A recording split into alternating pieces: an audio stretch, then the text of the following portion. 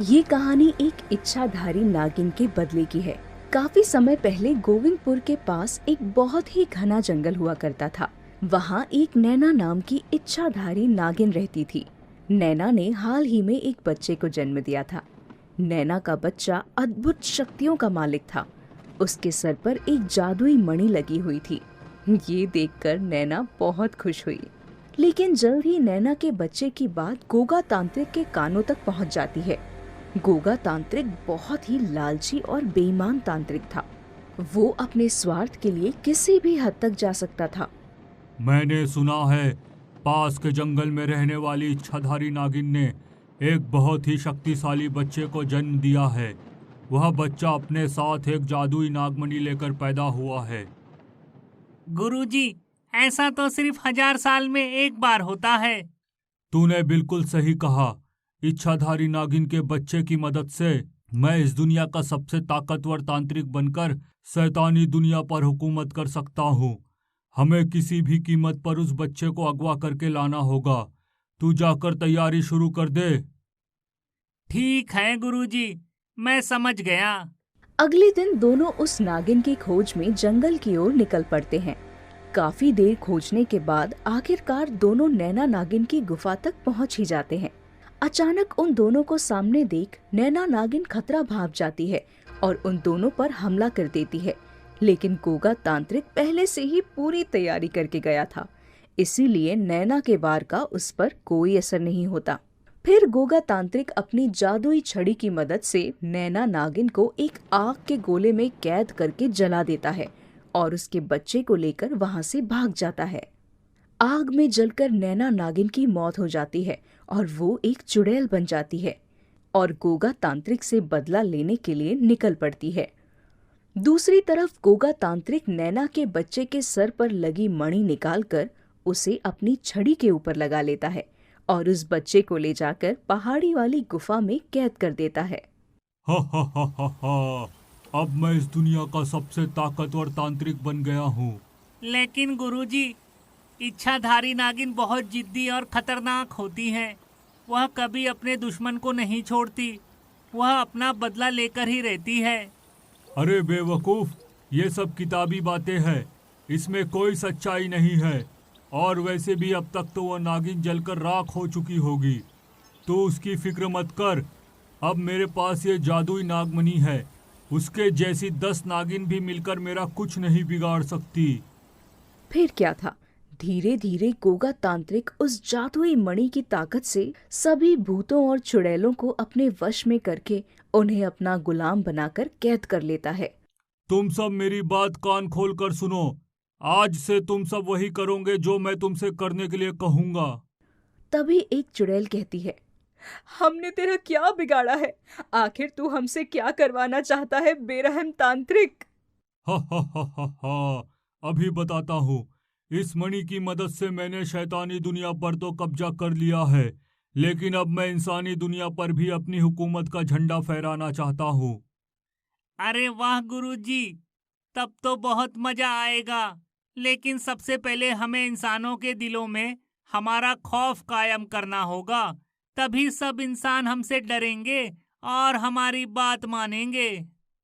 आज पहली बार तूने अकलमंदी वाली बात की है, मेरे बेवकूफ चेले। उसके बाद गोगा तांत्रिक सभी भूत और चुड़ैलों को हुक्म देता है कि वो सभी इंसानी बस्तियों में जाकर वहां तबाही मचाना शुरू कर दें। मजबूर होकर वे सभी तांत्रिक की बात मान लेते हैं और लोगों को परेशान करना शुरू कर देते हैं। उधर नैना नागिन चुड़ैल बनकर तांत्रिक और अपने बच्चे की खोज में जगह जगह भटकने लगती है, लेकिन उसके हाथ सिर्फ निराशा ही लगती है। अब मैं क्या करूं? पता नहीं वो जालिम तांत्रिक मेरे बच्चे को लेकर कहाँ गायब हो गया है। बस एक बार वो तांत्रिक मेरे हाथ लग जाए तो मैं उसे जिंदा नहीं छोड़ूंगी। तभी नैना देखती है कि एक चुड़ैल एक आदमी को उठाकर अपने साथ लिए जा रही है। अरे मर गया रे, कोई मुझे इस चुड़ैल से बचाओ। नैना फौरन आगे बढ़कर उस चुड़ैल का रास्ता रोक लेती है। इस बेकसूर आदमी को छोड़ दे, वरना मैं तुझे जलाकर राख कर दूंगी। तू मुझे नहीं जानती, मैं एक इच्छाधारी नागिन हूँ। मरने के बाद मैं चुड़ैल बन गई हूँ। अरे नहीं दीदी, ऐसा मत करना। मैं एक अच्छे घर की सीधी सादी चुड़ैल हूँ। मैं तो मजबूरी में ये सब काम कर रही हूँ। मुझे तेरी बातों पर यकीन नहीं है। तू मुझसे बचने के लिए झूठ बोल रही है। ठहर जा, अभी तुझे बताती हूँ। लेकिन तभी वहाँ शेरा नाम का भूत आ जाता है। ओए ठहर जा, ऐसा मत करना। मेरी बहन सच बोल रही है। गोगा नाम के तांत्रिक ने हमें अपना गुलाम बना लिया है, इसलिए उसकी बात मानने के अलावा हमारे पास और कोई रास्ता नहीं है। हाँ दीदी, मेरे भाई की बात का यकीन करो। उस तांत्रिक की छड़ी के ऊपर एक जादुई नागमणि लगी है। उसी की शक्ति से वो बहुत ही ताकतवर बन गया है। अब उसका कोई कुछ नहीं बिगाड़ सकता। क्या कहा? जादुई नागमणि? इसका मतलब ये वही तांत्रिक है जिससे बदला लेने के लिए मैं भटक रही हूँ। मेरा बच्चा इसी तांत्रिक के पास है और वो जादुई नागमणि मेरे बच्चे की है। तुम दोनों अभी मुझे उस तांत्रिक के पास ले चलो। अरे आप लोगों को जहाँ जाना है चले जाइए, लेकिन पहले मुझे छोड़ दीजिए। ओए, तू अभी तक यहीं खड़ा है? चल भाग यहाँ से। वो आदमी वहां से भाग जाता है। उसके बाद शेरा और उसकी चुड़ैल बहन नैना को लेकर पहाड़ी पर बनी तांत्रिक की गुफा में पहुंच जाते हैं। तभी नैना की नजर अपने बच्चे पर पड़ती है जो एक पिंजरे में कैद होता है।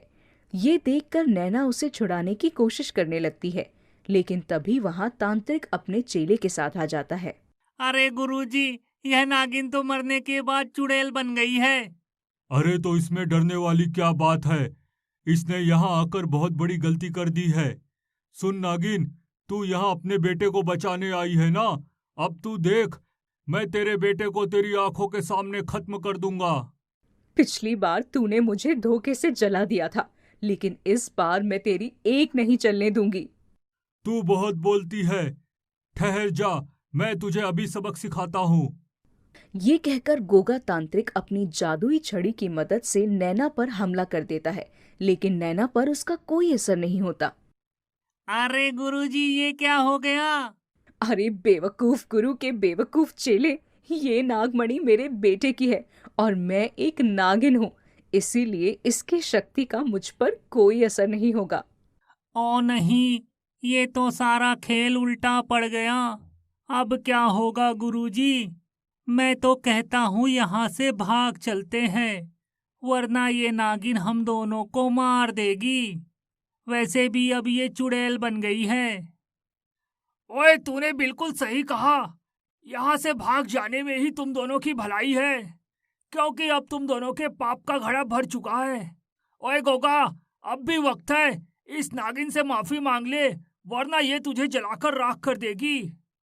तू मेरा गुलाम होकर मुझे ही धमकी दे रहा है? तेरी इतनी हिम्मत!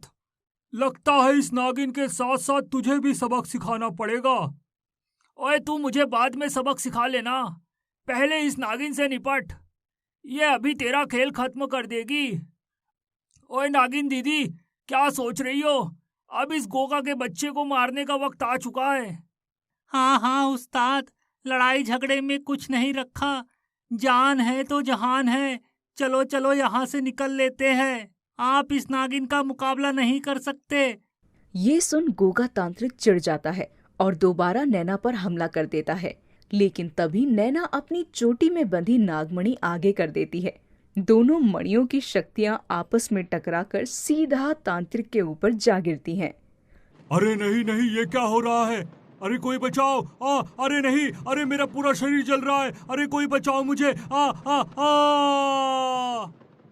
इस तरह गोगा तांत्रिक जलकर राख के ढेर में बदल जाता है। तभी नैना तांत्रिक के चेले को घूर कर देखती है। ये देख तांत्रिक का चेला नैना के कदमों पर गिरकर उससे माफी मांगने लगता है। अरे नहीं नहीं नागिन दीदी, मुझे कुछ मत करना।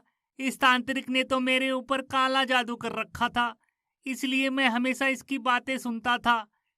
मैं कसम खाता हूँ नागिन दीदी, आज के बाद कभी कोई गलत काम नहीं करूँगा। उसे इस तरह गिड़गिड़ाता देख नैना उसे माफ कर देती है। तांत्रिक का चेला दुम दबाकर वहां से भाग जाता है। ओए जल्दी भाग और दोबारा यहाँ दिखाई मत देना। अगर आज के बाद तू मुझे नजर आया तो मैं तेरी टांगे तोड़ दूंगा। आपका बहुत बहुत शुक्रिया नागिन दीदी। इस गोगा से हमें बचाकर आपने हम पर बहुत उपकार किया है। मैं आपका जिंदगी भर एहसान मानूंगा। इस तरह सब कुछ पहले की तरह ठीक हो जाता है। सारे भूत और चुड़ैल आजाद हो जाते हैं और नैना अपने बच्चे को लेकर वहां से चली जाती है।